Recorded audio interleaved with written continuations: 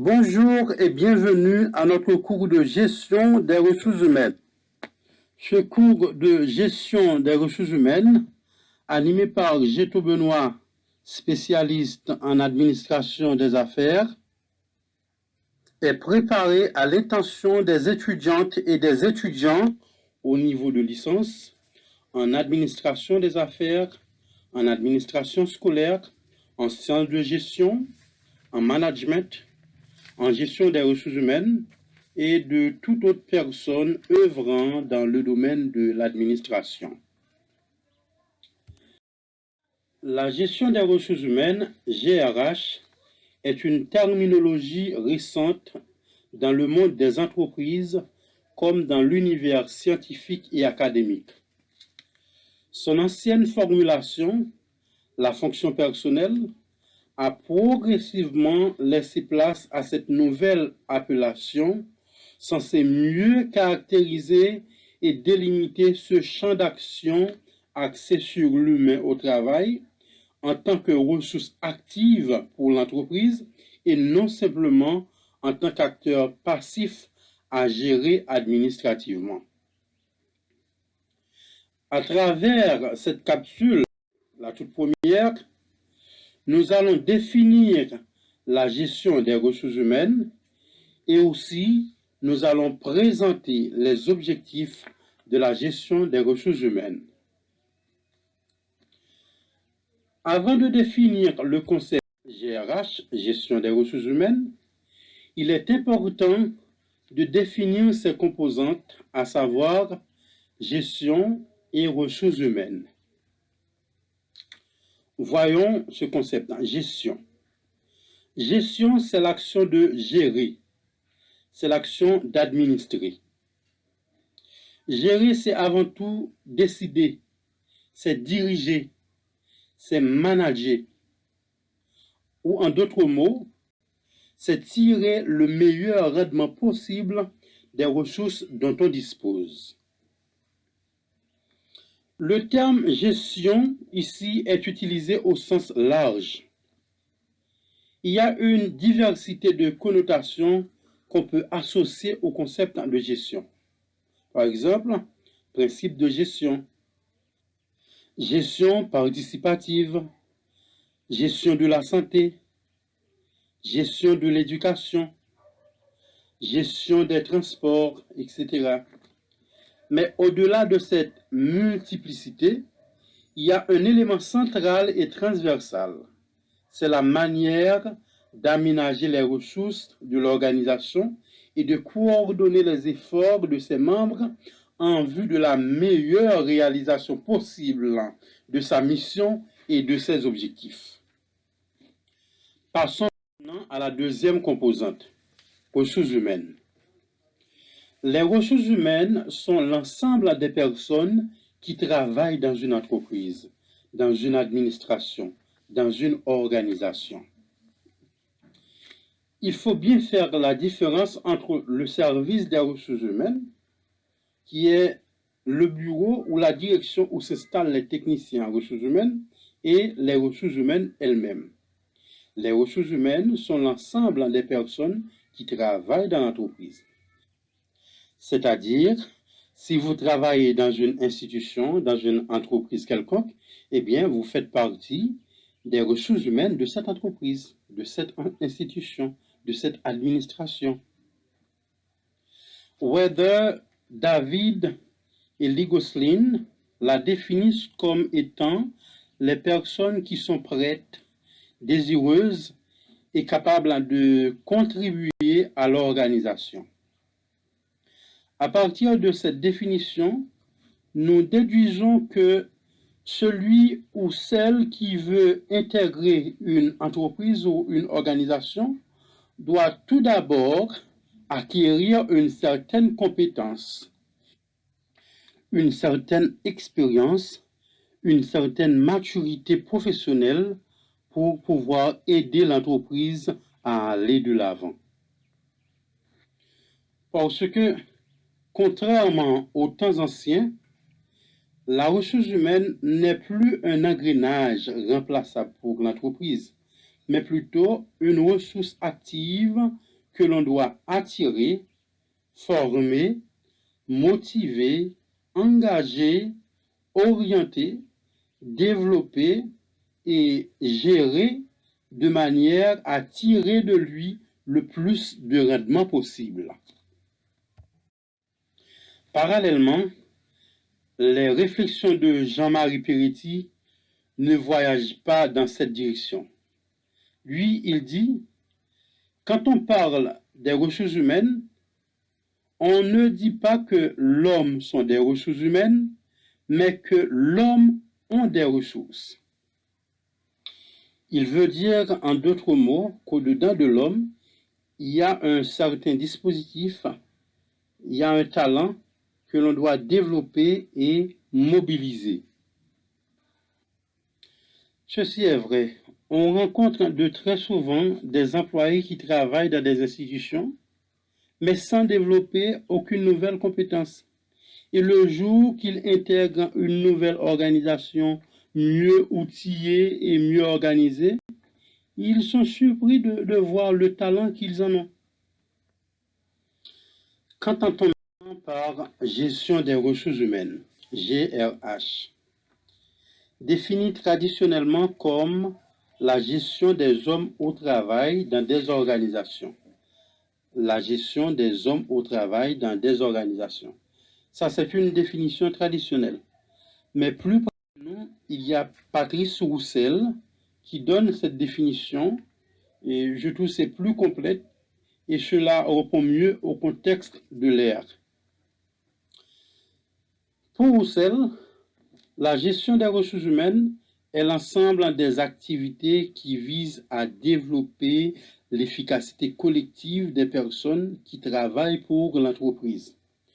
L'efficacité étant la mesure dans laquelle les objectifs sont atteints.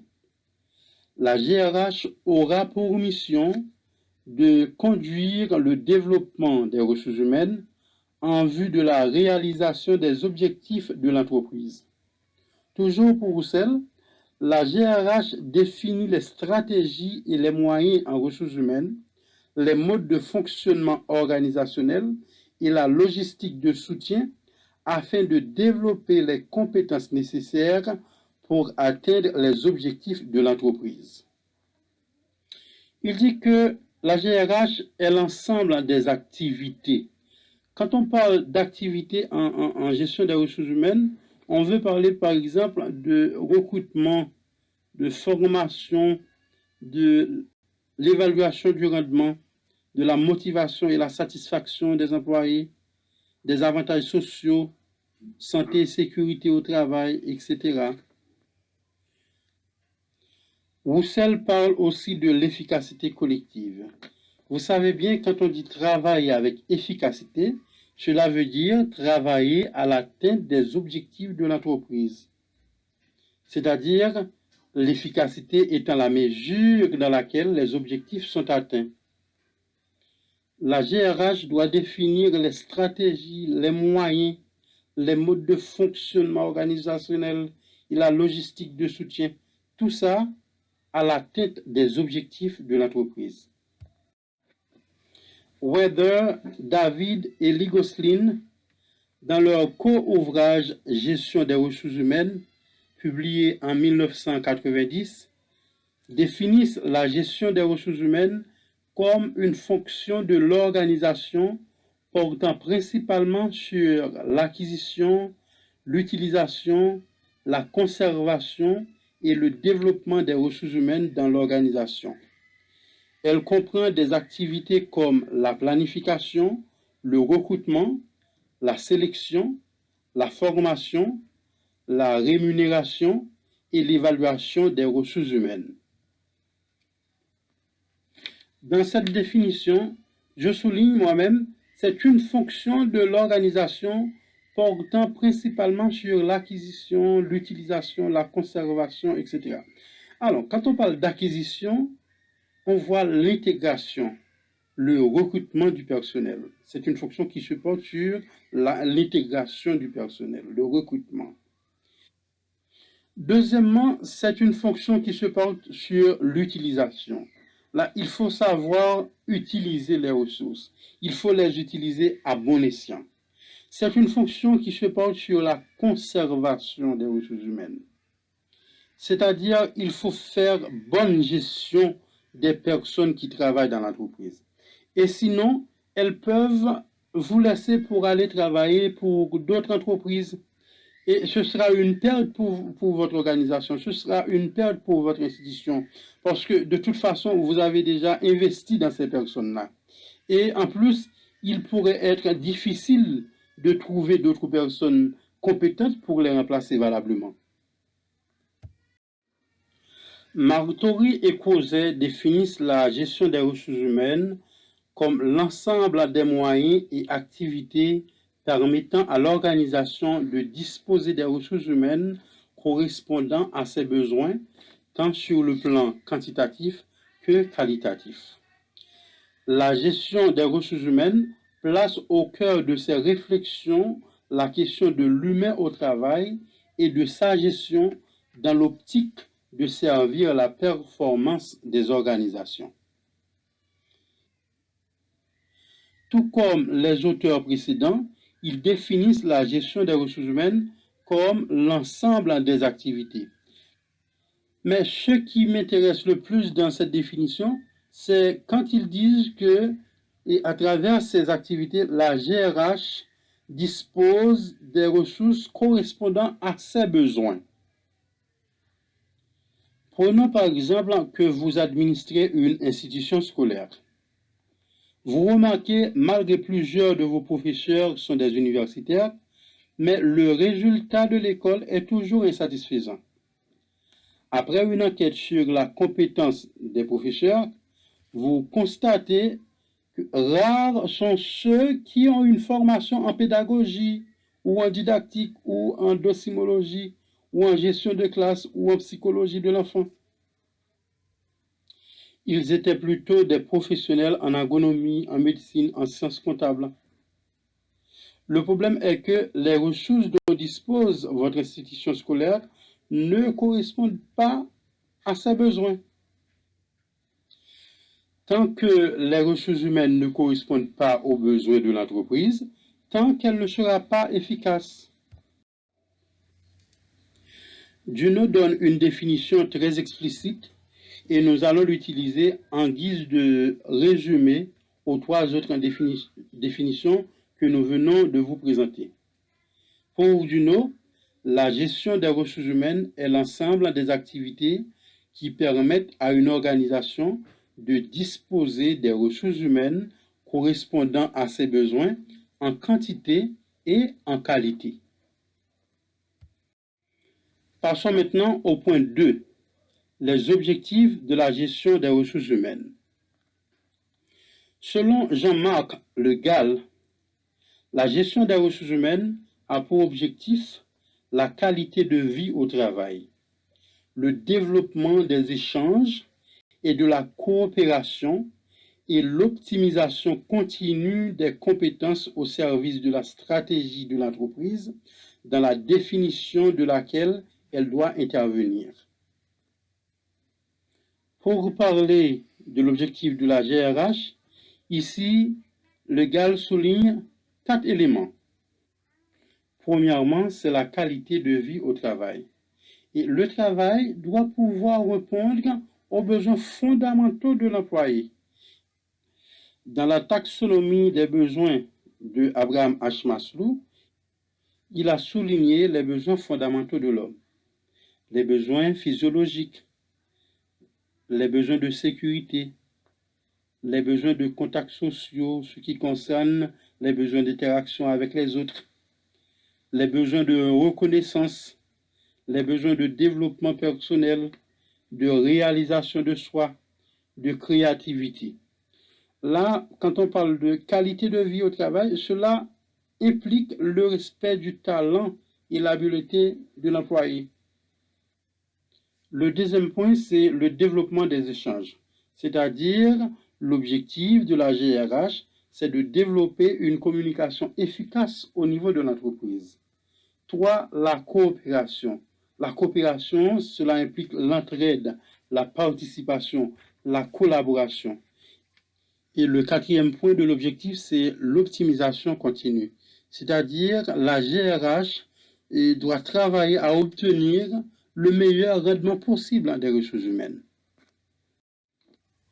Alain Ménian lui-même, il parle de l'objectif essentiel de la GRH.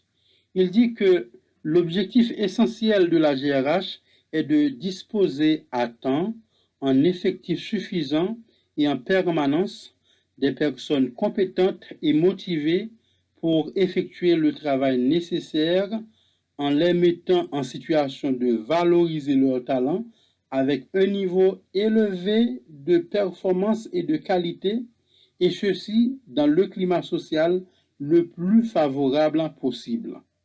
La GRH a pour objet d'utiliser au mieux les capacités et les énergies humaines pour des activités d'ordre opérationnel, de conception, de coordination ou encore de mobilisation. Avant de vous laisser, je dois vous dire que les objectifs de la GRH se regroupent en 4 types. Il y a les objectifs sociaux, les objectifs organisationnels, les objectifs fonctionnels, les objectifs personnels.